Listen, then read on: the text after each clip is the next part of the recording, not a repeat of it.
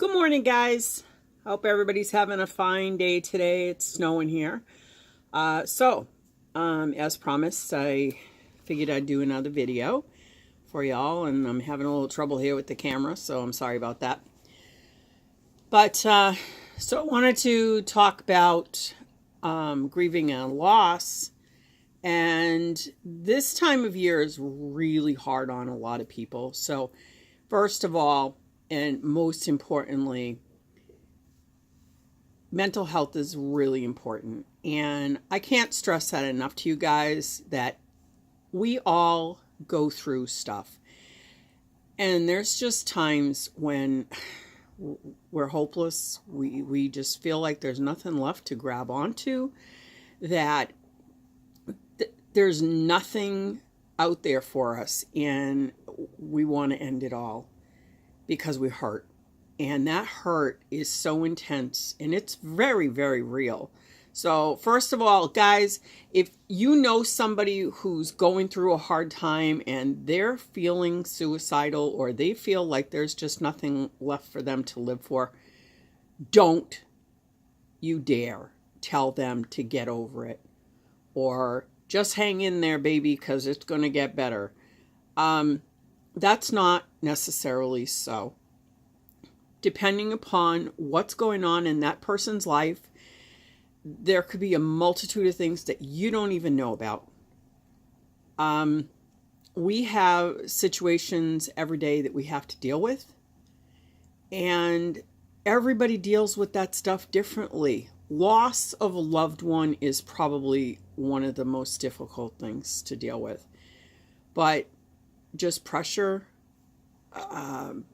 not having enough of whatever it is that individual needs. Maybe it's love, maybe it's food or clothing, whatever it is. And they've done the best that they can. They're trying really hard, and they just don't have any hope left at all. The one thing that they don't need to hear is you coming at them with, oh, everything's going to be okay, just hang in there, because they don't know that, and they can't possibly understand that in the state of mind that they are. So the first thing is if that person needs help, then it's kind of up to you to coach them to get the help that they need. Maybe it's just they need a friend to listen to talk to them about it. Maybe they need professional help. And that can come in a lot of different forms. It doesn't necessarily mean psychiatrists, psychologists. It can be spiritual counseling. If they have a belief system that they work with, sometimes talking to the church minister or priest can help them. And light workers can help too. And by light workers, and I do use that term very loosely, a person who maybe does energy balancing or meditation, Tai Chi, martial arts. These are things that can help to balance somebody out. So be supportive to your friends and your family during this time of year, particularly because it's not easy on everybody. If you need more help on that kind of situation, reach out to me, talk to me. I have a lot of resources available here in the Boston area for some really good practitioners, both psychological and for spiritual healing, light working. And I also do some of that myself. So feel free to reach out to me if you're in need for that.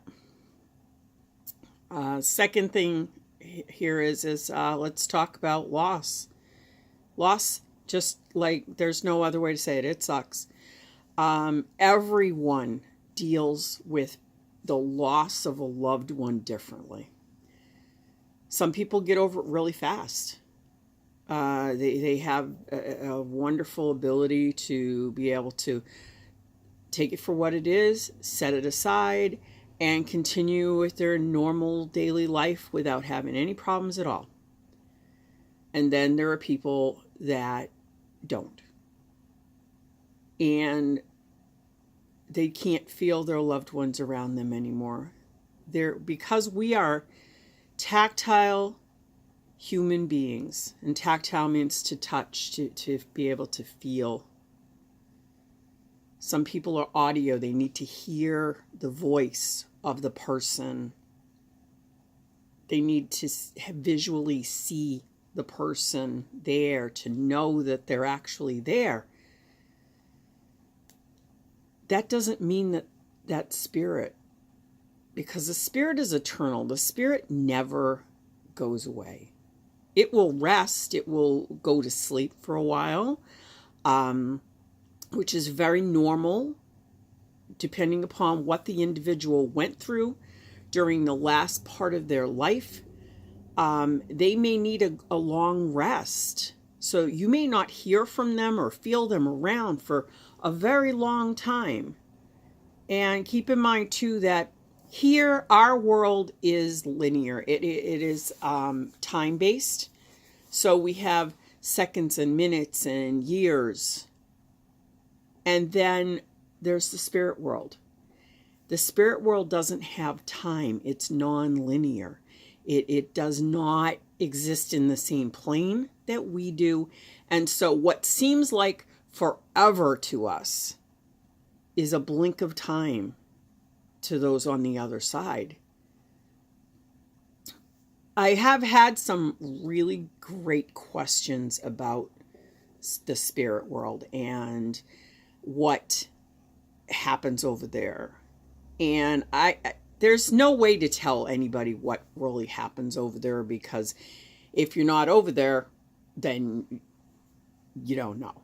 So take it, you got to have a little bit of faith here and believe that there is that spirit world if you want to. I mean, some people don't, but I believe that there is a spirit world, that's where my ancestors live, my friends that have passed over, all my family that's lived over, passed over.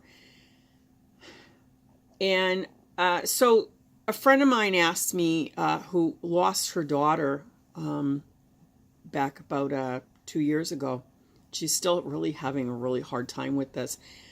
First of all, there is no worse pain than a parent to lose a child.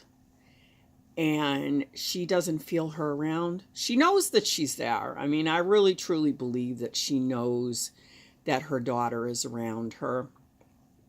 But she can't feel her. She can't hear her. And so she's looking to find out where, is this spirit around? And I want to tell you, honestly, yes, they're there. They're absolutely there.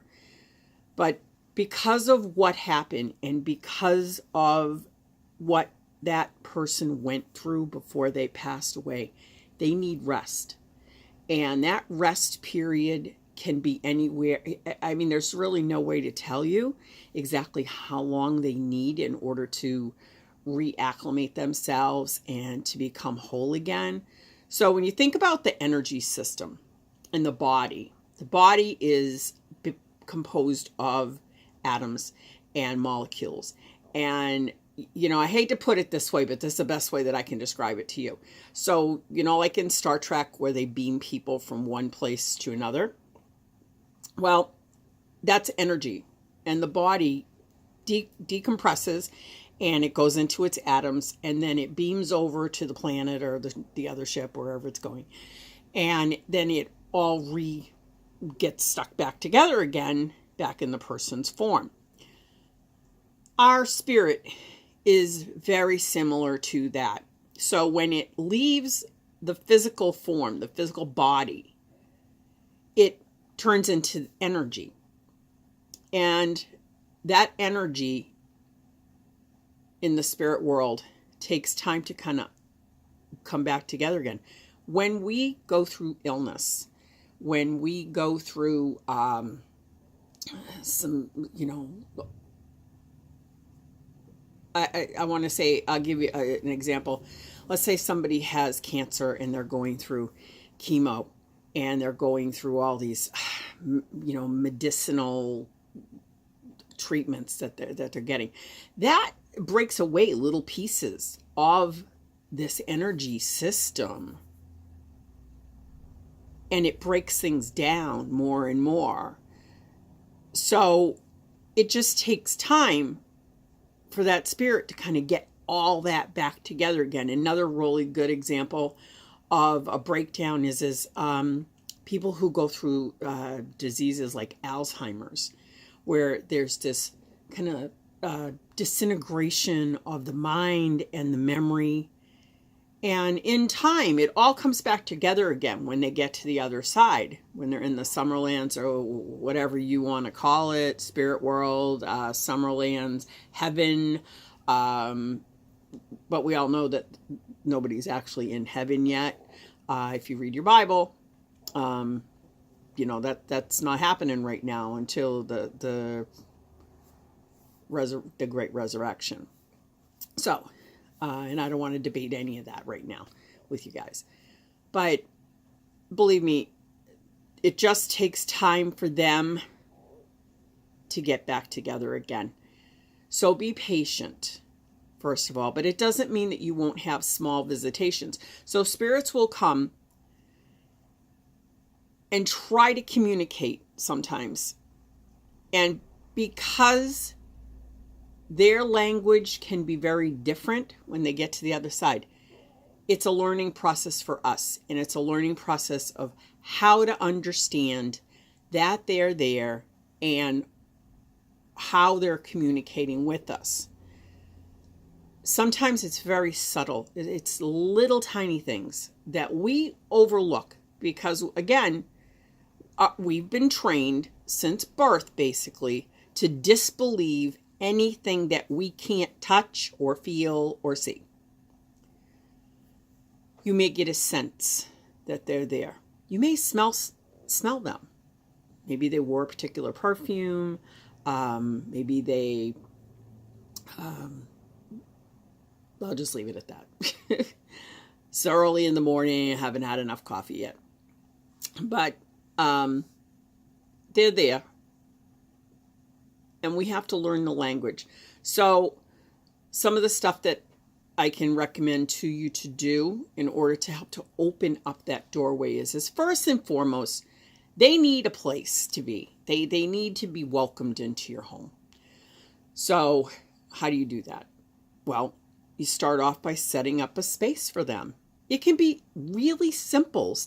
You don't need a big, huge, ornate thing with all kinds of statuaries and photos and personal memorabilia and stuff like that. That's all great if you have the space for it, but sometimes you don't. So how about just a little corner or a place on the mantle or the table with their photo and a candle or a light of some kind, a glass of water.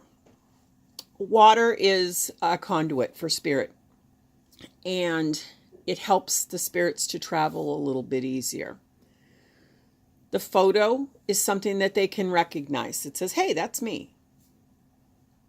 You have to ask them to come and be with you. Now, one would imagine that, well, that was my mom or my dad or my husband or my girlfriend, whatever. Well, they know I want them around. Well, maybe they don't know that. Maybe they question whether you're ready for that. And so you have to ask them to come and to be with you. And the important thing is that you need to ask them to show you in a way that you will understand what it is that they need from you and that they're around. Because if you can't understand it, then you're going to constantly be doubting it. So a little story for you on spirits being around, and it doesn't matter whether you're a novice, whether you've never done any kind of psychic work before, or whether you're a full-fledged medium like me. When my dad passed away a few years ago, I waited and I waited and I waited for him to come, and he didn't. And I got really angry. I was very frustrated. I was like, Dad, I don't understand. why you're not coming around me.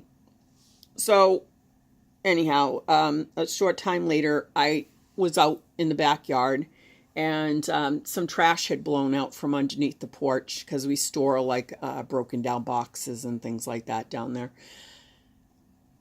And there's this box, and it's just rolling around the backyard. And so I went out and I picked up this box, and I picked it up and I looked at it, and I was like, "Oh, look at that! That's a box my dad sent me right before he got really sick." It was the last box that my dad sent me, by the way. And I didn't think anything of it. I picked it up and I was going to stick it underneath the porch, and I heard something in the box because it had been flip folded closed. And again, I was like, geez, it would be really nice if my dad would finally reach out to me because, hey, I'm a medium and I should be hearing him. My dad was really ill at the end, and he really was struggling a lot. So I knew his spirit would take time to be able to communicate, but I was impatient. So anyhow, I opened up this box and I lost it. I absolutely lost my mind when I opened this box and I saw what was in this empty box. When I was little, I was probably 6 or 7 years old. One of my favorite memories of me and my dad is that we used to collect these little weird caterpillars. They were called the woolly fuzzy bears. They're like black and orange, and they're puffy. And if you stroke your finger gently over them, they curl up into a little ball. And what do you think's in the box but one of those? Now, was it coincidence that happened? Sure, maybe, might have been. In the last box that my dad sent me, after me asking my dad to come and show me in a way that I would understand that he was around, I find the last box that my dad had sent me. And in the box just happens to be one of these things, which I haven't seen in like 25 years. I haven't seen one of these things around because I don't normally go looking for them, but I hadn't seen one. And then I knew that he was around, but he wasn't audio. He couldn't speak. He wasn't ready yet because he had been so ill. That comforted me enough to know that my dad was okay, that he didn't need anything from me, but he was around. So you have to kind of take it as the way that they communicate is the way that they communicate, and you can't force that issue. You have to learn the language that they're speaking. So anyhow, I'm going to do more on this topic, but I want you guys to, first of all, be kind to each other right now. This is a hard time of year. It really is. Everybody's going through something. And listen. Open up to people and listen. Take 10, 15 minutes out of your day and let your friend vent to you. And those of you who are feeling bad, feeling hopeless, feeling lost, open up to somebody. Talk to them. You can't hold it all inside. Don't drink it away. Don't start pounding them down to block it out, because that's just going to make it worse. It's a mask. It's not going to help. The holidays are hard on everybody. Don't overextend yourself. Don't feel obligated. That's not what this is about. I'm going to touch more on working with the dead, working with your beloved spirits. I've got some special things planned. I hope all this made sense to you. And again, these are deep subjects. So what this type of video thing isn't really going to work well for that. And I'm trying to get a live thing set up so you can actually interact with me, ask me questions. So hopefully that's going to happen really soon. But they're out there. They're there. And they will communicate with you in the way that they are able to communicate with you. And it's up to you to learn the language that they're speaking. So, with that, I want to wish you all like a really awesome day. Have hope. Faith is everything. It's what lifts you up and carries you through the darkness. You know, I'm not going to promise you things are going to get better, but if you hang in there long enough and you keep batting and you keep trying, that's all that anybody can ever ask, particularly you of yourself. Keep trying, keep getting up. Use that warrior spirit to help you fight through. And my next talk will probably be real soon, because there's a lot more to cover on this subject. Okay, so y'all have a great day. Message me, let me know what's going on. If you have questions, if you want me to talk about something particular, I will do that. And y'all have a great holiday coming up. For those of you that don't have places to go, be nice to yourself. Go find a movie. Go find something cool. Don't sit there and gloat and be sad about being on your own. Go have some fun. Go for a walk. Enjoy.